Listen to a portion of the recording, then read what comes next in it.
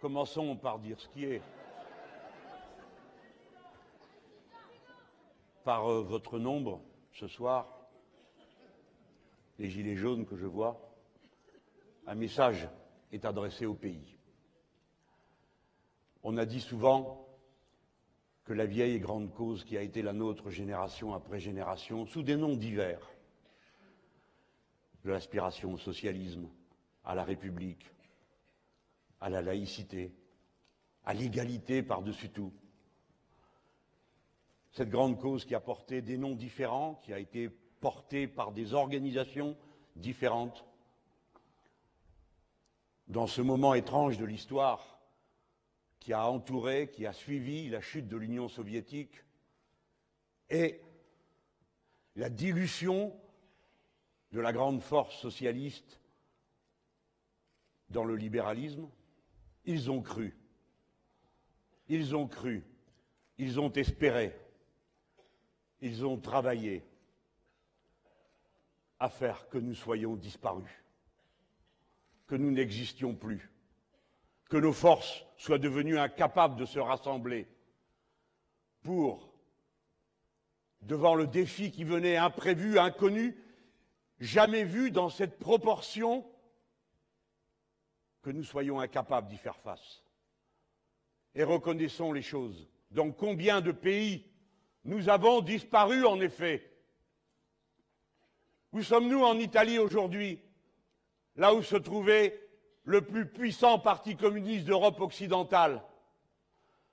Où sommes-nous dans tant de pays? Mais en France, le peuple français a utilisé l'élection présidentielle pour se regrouper à 7 millions d'entre eux pour constituer cette force alternative que l'on appelle les Insoumis. C'est vous, vous voici, soyez fiers d'être là.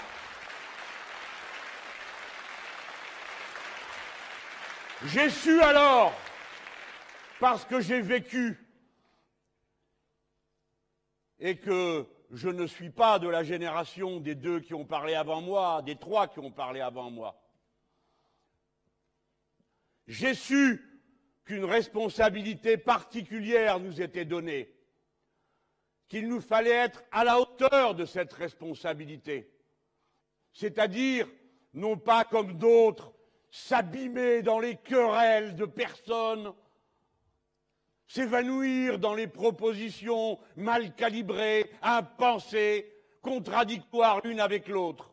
Au contraire, il fallait assurer la cohérence des idées et la diversité du rassemblement. Alors, vous avez déjà vu passer sur cette tribune, je suis le 6e qui parle, des gens complètement différents. Oh, ils ne font pas une religion de leur différence. Mais c'est comme ça. La vie nous a fait comme ça, venant d'horizons complètement différents. Et nous sommes les femmes, les hommes, issus de tous ces parcours, qui trouvons la force de nous rassembler à ce moment, et de le faire, non pas sur le mode du copinage en se tapant sur le ventre et en se partageant les fonctions, mais avec une exigence rigoureuse de discipline d'action et de cohérence des idées. Je peux vous dire, vous autres qui l'avez pour député, qu'en effet, François Ruffin est un atome libre. Eh bien, je vais vous dire autre chose. Tant mieux pour moi, qui n'ai pas à lui dire ce qu'il a à faire. Et ce pays est rempli d'atomes libres. Nous sommes 65 millions de mauvais sujets, dont une petite poignée s'est accordée pour vivre fort largement sur le dos de tous les autres. Manon Aubry aussi est un atome libre. Et moi, oui, aussi. Je n'en fais qu'à ma tête. Je veux dire qu'il n'y a pas besoin d'être dans le même uniforme pour s'accorder.